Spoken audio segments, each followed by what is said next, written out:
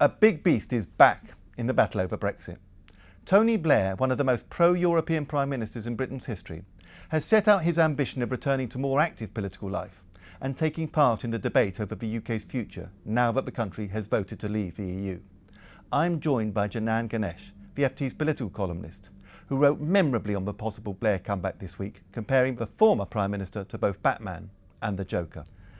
Janan, is Tony Blair or any other campaigner really going to change Britain's mind over Brexit? No, I don't think that's how politics works. If you look at how Brexit happened, it wasn't that the Leave campaign changed public opinion by campaigning aggressively and building networks and developing ideas and leading opinion in that way.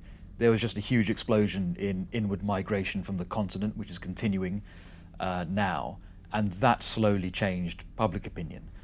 So if you're advising the other side, the pro-European side, and specifically Tony Blair, as to how to go about moderating Brexit in the coming years, I would not say put a huge amount of store in your own political doings from on high and the messages you use and the campaigns you run.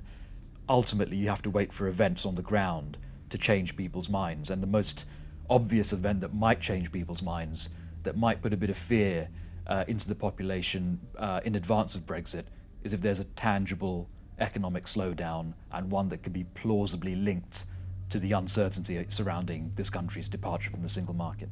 So it'd still be some way off, you think, in terms of anything that would change people's minds? Yeah, I think at least a year off. Maybe by then, this time next year, you've got retail prices going up because of currency effects, maybe the beginnings of a slowdown in investment and GDP, and that can absolutely change public opinion. But maybe it'll take a year even beyond that for it to really palpably change the mood. But we're still a country that's incredibly sensitive to changes in the way wages relate to prices. So if people feel poorer by mid-term of this parliament, I think the whole atmospherics around politics and specifically around EU exit will change. Now, you said events change people's minds, not campaigns, not campaigns. And of course, you talked about long-term things like migration. Is there an irony here? Because you'd normally say that Tony Blair gets a bit of a unfair press, but in this instance, is he the man to blame?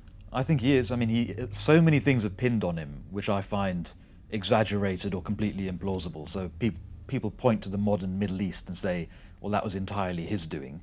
And they look at IS rampant in the Middle East and say, well, why provoke terrorists?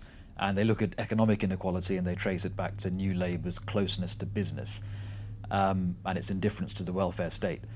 They blame so much on him, but the one thing that I think he's very obviously guilty of is the one that that almost doesn't get mentioned as much, which is his decision in 2004 not to exercise this country's legal right to restrict temporarily inward migration from the new Central and Eastern European members of the EU. Had he done that, then the hundreds of thousands would have been, you'd presume, tens of thousands, which was Blair's initial expectation. The numbers would have been much more manageable. Public qualms about immigration, I think, would have been much more contained. And in 2016, when the referendum was held, I'm certain the result would have been different. So in a way that he could not have expected, and certainly to be fair to him, I don't think many people in the media expected, that decision to not exercise the transitional controls pushed us out of the EU, albeit 12 years down the line. Janan Ganesh, thank you very much indeed.